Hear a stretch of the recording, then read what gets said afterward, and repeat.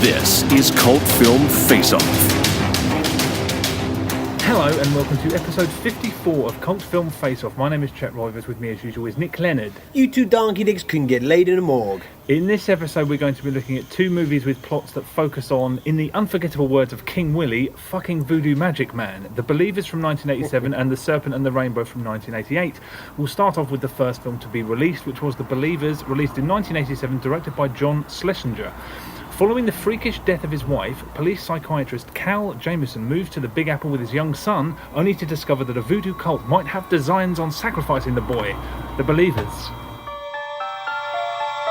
More than anything else, Cal Jameson wants to leave the horror of his old life behind.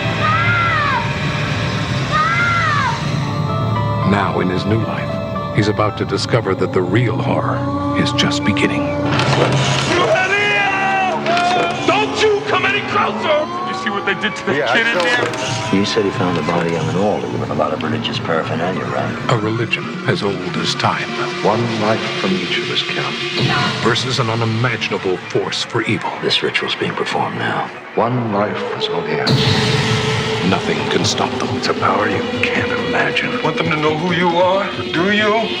What have they done to you, Sean? I can't move. No one can help you. They got my shield, don't you get it? You looked into his eyes, and you both saw the power of the man who killed them. Jessica! They know who you are. Chris was chosen, Cal. When he found the shell, it was a sign. We want you to join us. The Believers. Okay, The Believers. I had never heard of this movie, had you? Never heard of it, never had come across it. No, me neither. Completely fresh to me. Knew literally nothing. So, I mean, what did you make of The Believers? Yeah, likewise.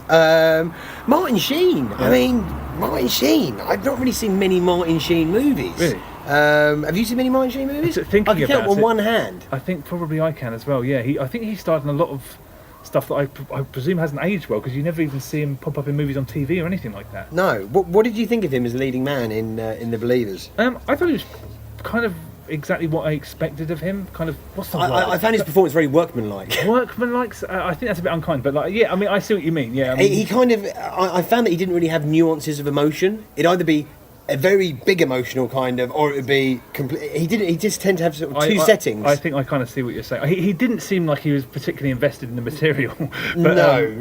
I think he was going through. I mean, I just felt that he was either on two modes. So yeah, he's a New York psychiatrist dealing with bereavement after losing his wife in a freak accident. Now, never with the phrase "Don't cry over spilt milk" be so inappropriate. I mean, you can't talk about this movie without talking about that in detail. It's harsh, weird, but it's also unbelievably weird because it happens. It's a big set piece, and then you think, how are they going to tie that into the mystery? It's just a spectacular death, and then that's It's got nothing to do with anything. No, I mean it's fucking bizarre. It's so overblown, and it doesn't mean anything. Yeah, I had to like literally overextended for the remote because my 17-month-year-old son was in the lounge. When that came on and she starts, he just went. So I was like, oh no, have I traumatized him forever? Yeah. But yeah, a very harsh opener. So what did you think? I think this is one of the vaguest movies ever made. I think that's what really kills it. It's one of those movies where you don't really know what everyone's goals are. You don't know how the bad guys interact with each other. You don't know who's really in charge. You don't know what they're after entirely. It's just vague. There's a bad guy, there's a good guy. Actually, it's one of those movies, I think we've talked about a few of them on the podcast. I reckon there's only one narrative in history where the twist being that there's a million people in on it has worked once. Never before, never since has that worked. So yeah, the ending was especially daft, and especially Scooby-Doo-esque in this film, and it really took itself quite seriously for the first hour, which was a real pity that the film ended like that. I mean, there's some great performances in here. I really enjoyed Robert Loggia as Lieutenant McTaggart. I mean, he's always great, but he was especially scene-chomping performance in this film. Yeah. His son, Martin Sheen's son, was a really bad child actor. Do you reckon? Oh, he was bad. See, he's another one where I didn't really feel that. I didn't think he was that terrible, to be perfectly honest. I thought it was totally fine. I mean, This is I mean, the hissy fit when he loses his shell is his performance in a nutshell. That's another, in a nutshell, in a voodoo shell. But that's another problem. The voodoo shell that he finds, his doll. You think, how do these relate to anything? They don't relate to anything. No. Nothing has anything. This is the most uncommitted screenplay of all time. It doesn't even. It's actually. Do you know? Did you look into who wrote it? No. His name's Mark Frost. He did Mulder and Scully. Mark Frost. No, he co-created Twin Peaks with David Lynch. Okay. He's the co-writer for Twin Peaks. Yeah. And then did he go off and do Mulder and Scully? What's that show called? X-Files. Yeah, I don't think he had anything to do with it. Have I completely? I think so. There's definitely no link between the writer of Twin Peaks going off and doing. No, I don't think so. I mean, he was involved in Hill Street Blues. I know that, and a few other bits and pieces. And he was collaborating with David Lynch in when they brought Twin Peaks back. So I mean, he found his niche there because. I just a citywide conspiracy. It's just a snoozer. I mean. The other thing is that it's an insane hodgepodge of different things. I mean, it's a family drama. It's sort of a romance at points, and then it's a detective story, and then it's obviously the supernatural element. I'm just like, make your mind up and be something. Yeah, and it doesn't really have the strength to follow through with any of those narratives. No, I didn't believe the love story whatsoever between him and Martin Sheen and his neighbour that lives the floor below. And one of the most unsexual romantic love sequences I think I've seen in a very long time. Yeah. Richard Masso was very good as the magic obsessed lawyer. I liked him. That was a great performance. He's another actor who's always very, very solid. But I mean, the vagueness is just it is. Yeah. It's so. I felt like I was having my enthusiasm for the movie, but the movie pulled out of me by like a voodoo spell. I wouldn't disagree with you. I kind of was very invested for the first half an hour, and then my concentration started dwindling, and I only kind of really got jolts when there was like some particularly gruesome. There's a few nice gruesome bits, you know, when Tom Lopez, played by Jimmy Smits, his death sequence in the diner is done pretty well, and also, I mean, the most kind of toe curling sequence is when the insects are coming out, boring out of her face. I mean, it's quite icky. How good can a movie be with the subplot about a zit? Because for about 5 minutes of screen time, she's like, "Oh, I've got a spot on my face. Oh, it's getting bigger." Oh, and I was like, "This is not great drama."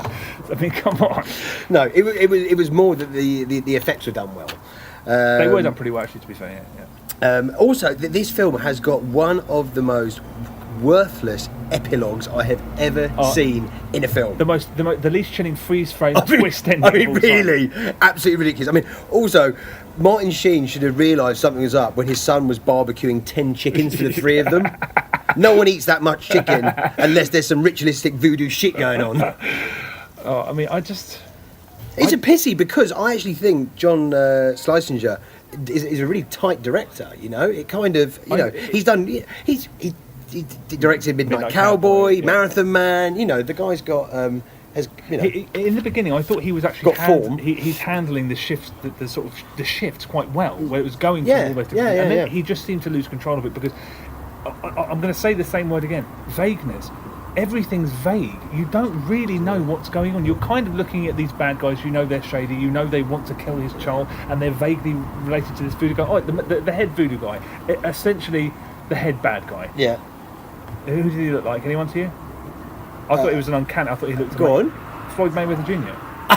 Did you not think so? Floyd Mayweather Jr. He looked exactly like Floyd Mayweather at different points. I was like, whoa, that looks like Floyd completely. Did you not think? No, I didn't say that. Okay, right. I thought it was uncanny actually. Yeah, I mean, like you said, the ending's unsatisfactory. It just kind of sort of plods along, providing all the elements that should be in a movie like this, and then it's entirely underwhelming. Yeah, and the last 20 minutes is so contrived and over the top. I was so tuned out by the time it ramps everything up into an action film that I was like, what? And it's a pity because the first half an hour sets things up and is quite engaging. These children are going missing. You've got Lieutenant McTaggart, scene chomping performance. And I was like, okay, is this gonna keep? And it doesn't. The wheels fall off kind of early. I mean, it's just one of those things where it just kind of feels like it's doing the bare minimum to just even be a movie. But I mean, the climactic shootout does have one of my favourite headshots of all time. It's so low rent. There's barely any reaction from the actor, and just there's a little pea of blood on the top. And I was like, that is wank. At least do something. Yeah, I mean. It's one of those movies, to be honest, that feels like it was rewritten and tinkering. I was going to say, it feels like it was in like development hell, and rewrites were happening again and again. They're like, shit, we've got to get this out of the gate. I thought it was funny that his son looked like he was auditioning as a before model for Just for Men commercial, when his hair completely went grey. Did it go completely grey? It went completely grey. He looked like he was sporting like a Philip Schofield mop. Right. You know, this 10-year-old. Right. I thought it was a shock of... Am I thinking of a different film? Maybe that happens in the other film we're going to talk about. Isn't it just like a shock of... No, his son has got a full head of grey hair. Okay, right. Just before they're about to sacrifice him. It's been a couple of weeks since I saw this movie, but yeah. I mean, the one positive I took was at the very beginning, the Martin Sheen and his wife interacting before she gets toasted. It's quite not. They're talking about how they can't hack it anymore because they used to be like partying all the time, and now they. And I was like, I was quite enjoying. I think all of the dialogue between characters that has nothing to do with plot, really, like even Richard Macer in the office, like talking to the boys, that's really engaging. Everything to do with the plot, which is everything else, not interested. Yeah. And no one else on screen looks like they're interested either. No. It's just a very. It's just, but then there's a reason why we haven't heard about it. Yeah, exactly. I mean, although it's on Netflix UK, if this sounds interesting. People are diving to their Netflixes going, let me put it on the ad list. I want to watch. I'll happily say this in terms of poster quotes. It's the vaguest film I've ever seen. I was just like, give me some detail. Yeah, I was just disappointed because it started off with good intentions, decent actors, a really fucking shirt-grabbing beginning, and then it just sort of dwindles, and it doesn't pursue this case. It doesn't go into the cult at all. No, it doesn't. It skims across the top of it. And also the problem with him being a psychiatrist is that he doesn't have access to anything. He's not a cop. He can't get to people. He's got no power at all. Yeah, right. I mean, I don't know why you do. I mean, I'd rather have a detective trying to infiltrate. Yeah, I mean, they try and sort of involve the policeman, but it's Martin Sheen. That culminates. I mean, it's not culminates, but he's knocking on this guy's door who he wants to. And the guy goes, no one else at the door. You're like, he doesn't have to, does he? He's just a psychiatrist. Now what? Yeah. It's just, I don't. No, I can't recommend this. Really. Yeah. No, and it's a pity because it could have been great with a better script and a better storyline. Maybe it was good. I mean, it does feel like a million people were tinkering with it. Yeah, absolutely. Okay, all right. Well, should we move on then? Yeah. Let's crack on. Okay. Well, let's move on to our next film, which is The Serpent and the Rainbow from 1988, directed by Wes Craven. Anthropologist Dennis Allen travels to Haiti to investigate rumours of a drug that witch doctors are using to turn people into zombies. The Serpent and the Rainbow. From Wes Craven, director of A Nightmare on Elm Street, comes a story of the forbidden world between life and death. No! There's a door to the mystical, and you just walk through it. Somebody brought him back from the grave. And I want to know how they did it. Death is not the end. I'll take your soul. You think you could take these people's secrets and just walk away?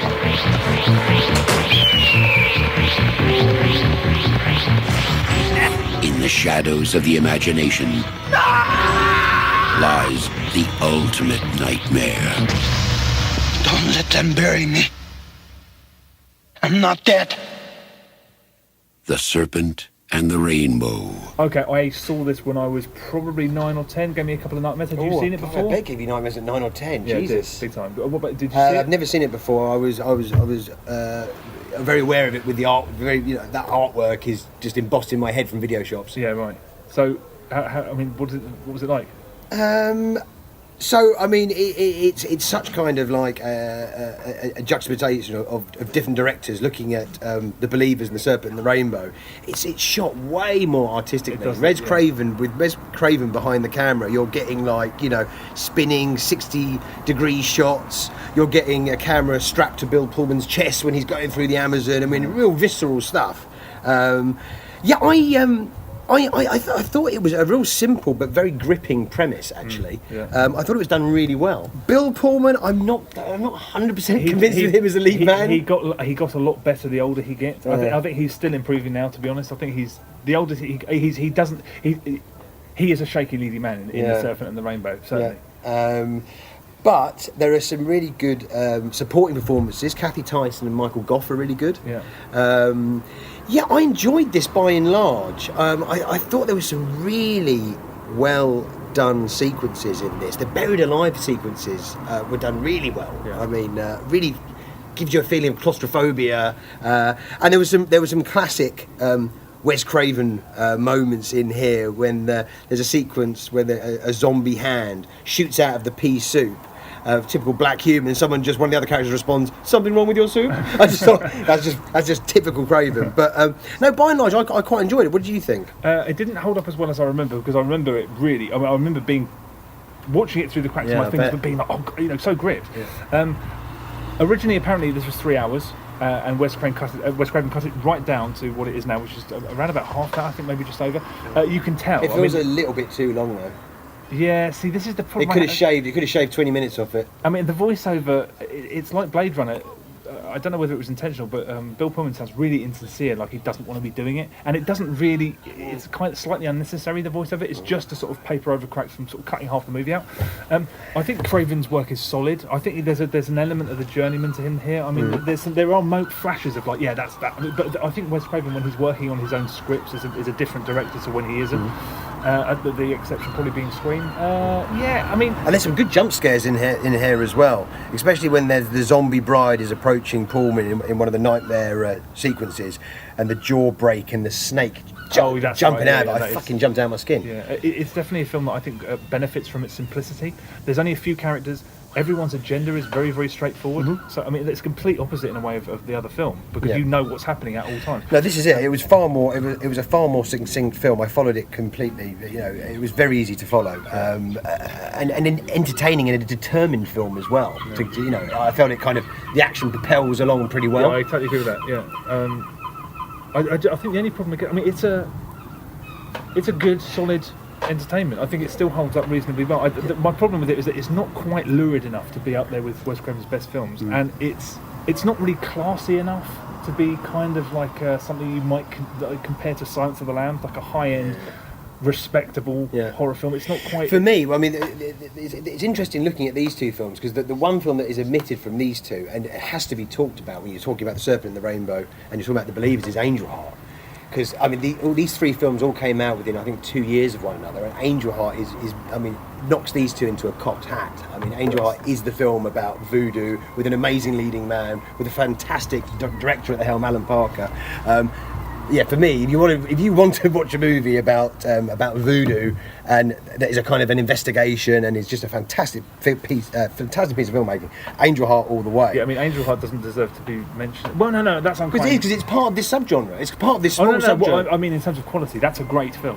I don't think it. Neither of these two can hold a candle to it. Although, but they all belong in this kind of mini subgenre of the occult. Yeah, no, I mean, but I mean, if we'd have done Angel Heart versus any of these two, it would have been an absolute. Yeah, but no, I understand that. But when you mention these two, you've got to mention the third, because they all came out within such a close proximity. I think it's probably like maybe even the same 12 months, perhaps. Well, they all came out. Hang on a second. This is 88. This was 80. I think Angel Heart came out in 88. 87, wasn't it? I thought it was late 87. 87. Yeah, so 87. Yeah, so yeah. Angel Heart 87, Believers 87, and Serpent and the Rainbow 88. Yeah, well, that is weird. So in a 12-month period. I wonder why that is. Why did that? I mean, there's always a reason. And it's all about. They're all concerning, voodoo magic. Mark. Yeah, voodoo magic. There is one moment in this film where I was like, oh my god, where if being cheesy was a crime, Wes Craven would have perished behind bars. It's the cheesiest thing I've ever seen in a film. It's the ghost of the leopard appearing in front of Bill Pullman at the end. God. I was like, that's like having him grabbing a handful of stinking bishop cheese. That should be illegal. But Craven, you never get away with it. It's the cheesiest thing I think I've seen in a film. Yeah, that is a shot of saccharine to the eyeballs. So it is unbelievably cheesy. Did you see any lookalikes? I don't think I did. Not in I've this, got no. an absolute zinger. Go on then. At 29 minutes in of this movie, after the wedding sequence, it's a young Lionel Richie. Is he in the background? Am I going to have trouble finding him in the video? You won't. It's at 29 minutes, right? He's a young lad, and he's walking straight into camera. It's a young Lionel Richie. Okay, I look forward to digging that out. Also, what I noticed is that Bill Pullman's character cannot barter. There's a sequence where he's trying to procure some of the juju juice. Right, Would you call it juju juice? Is that what it's called? Yes, bad juju juice. Okay, yeah. He's trying to get this anaesthetic. Anyway. And he starts off like with $100, then he goes to $1,000, then $700, then $400, then he settles for $500. You're like, what the fuck? Yeah, I tell you what also is done really well in this is it was shot in the Dominican Republic. It's trying to portray being in Haiti, isn't it? Yeah. Is that the oppression and the poverty and the desperate people is I really soaked up that. I thought that was done extremely well, and also the kind of the zombie myth as a metaphor for like the political enslavement. I mean, it's not particularly subtle, but it's quite apt. Yeah, no doubt. I mean, it's so far and away a more thoughtful film than the last. And it does. The story works, and there are several, I'd say, borderline great moments in it. You can't say that about The Believers. I mean, I really love the scene where they test whether he's basically getting conned into. They drug the goat. Yeah. I mean, that whole sequence. Yeah, it's great. And also the sequence where they're talking about the guy getting buried. The first guy. And I was just like, oh, horrific. Done brilliantly. Yeah. No, it's a really good. I'd say it's like a really, really solid, no questions asked, 3-star movie. Yeah. I mean, I'd have no worries. Anyone listening, check it out. You haven't seen it, especially if you like Wes Craven, because I feel like it's more of a journeyman effort than usual. But there are some moments, like some of the ones you mentioned, where he really does. He knows how to. He just feels like proper Craven. Yeah, I mean, it's like classic Craven. Yeah, he does bring a little something out of it. Yeah. In terms of picking one of these movies, I mean, I don't think there's any question about where we're going. This is pretty clean cut. Yeah, I mean, the Believers is just, it's like a studio fart. It's like they had Martin Sheen needed to do a movie. They had a script that sort of worked. Chuck a few $1 million on it, maybe it'll work. It's workmanlike in its execution in terms of but it's the problem with it is just none of those storylines are given any time to be fleshed out, and it just starts to fizzle out after half an hour. Yeah, it's piss. It's really not good. And so the Rainbow's great. I enjoyed it. Also, we have to mention the baddie.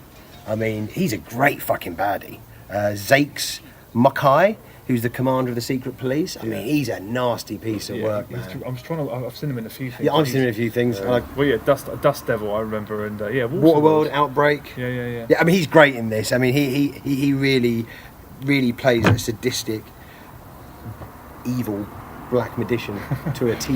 Yeah, it's very good. I mean, it's no contest. I'd recommend Serpent and the Rainbow. I wouldn't recommend The Believers in a million years. But yeah, that's us done. Thank you very much for listening. Check us out on social media. We're on there. All of these episodes are on YouTube, cut to video. Check them out. We'll see you in a couple of weeks for another one. Keep it foolish. Yeah!